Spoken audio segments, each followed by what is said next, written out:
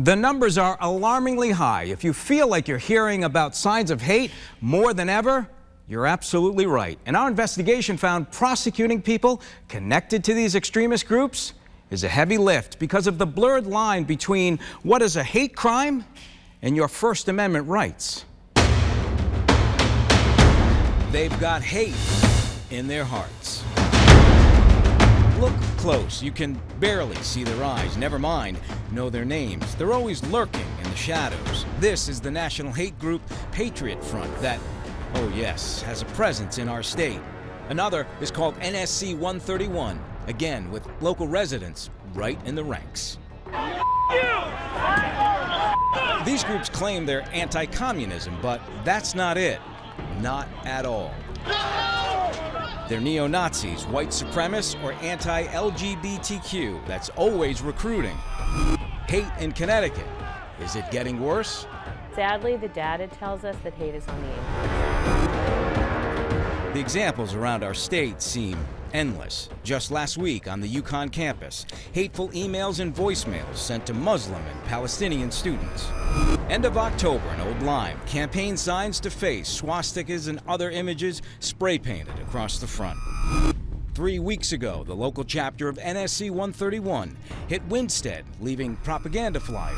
Police were called, but these groups slip away fast, and prosecuting them is difficult. More on that later.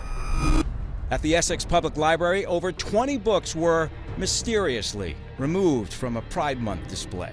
Over the summer, here at this Black Lives Matter mural near the state capitol, a swastika was scribbled across the artwork. That physical symbol of hate is gone now, but the memory of it isn't. And this might not be the worst example of it. The video we're about to show you could be the most disturbing video you have ever seen. I have asked you nicely to back up. Don't come on a mess. May 2021, News 8 cameras capture a white woman spitting directly and intentionally in the face of a black woman at a Black Lives Matter protest. The woman was charged, but charges were dropped after she agreed to take classes on hate crime and do community service. Corinne Prescott believes people can change and that she can help make that happen, despite what happened to her. If I don't believe that, then what is this for? If I don't believe that, then why am I going to get up every day and continue to fight? So how bad is hate in our state? Well, that may just surprise you. According to the Southern Poverty Law Center's 2022 hate map, at least 11 hate and anti-government groups are being actively tracked in Connecticut. Rhode Island has 7, and New York, 53. Stacy Sobel runs the Anti-Defamation League locally here in Connecticut. Listen to this. In the last 20 days or so, Here in Connecticut, we have tracked almost 300% increase in hate incidents that have been reported to our office.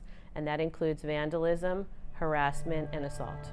and Sobel shared this shocking statistic. 1/3 of all hate incidents in Connecticut for 2022 came from kids from kindergarten to 12th grade.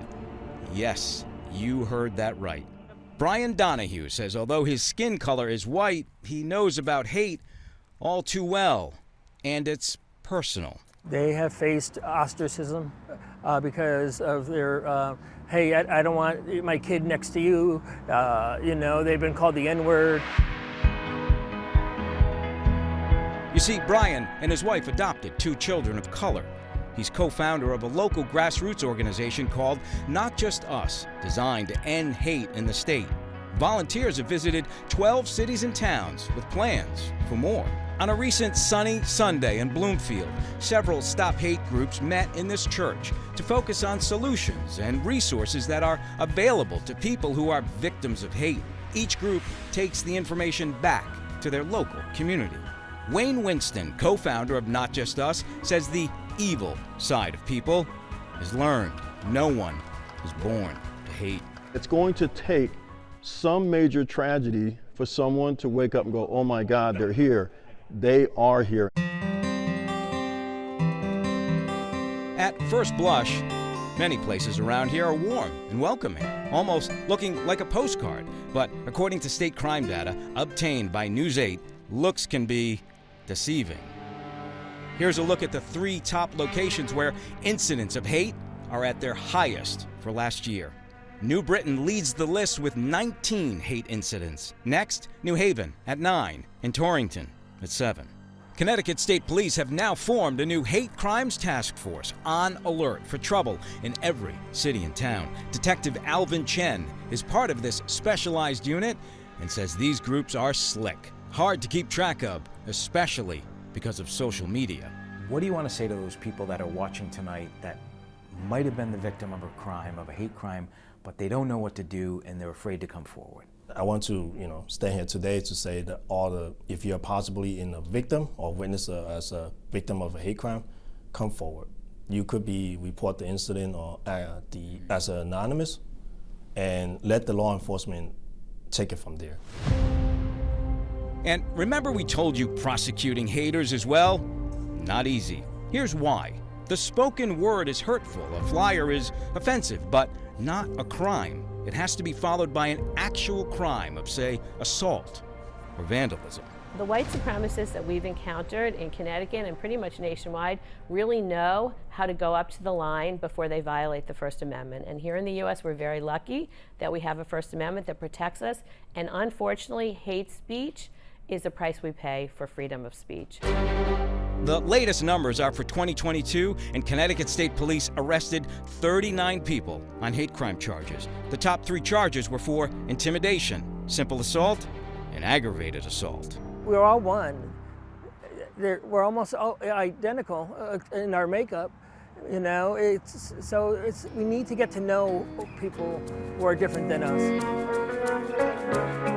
Brian Donahue says he'll be doing his part, one city and town at a time, to help rid the state of hate for everyone in Connecticut, but especially for his 2 young daughters who just wish the state was colorblind when it comes to skin color.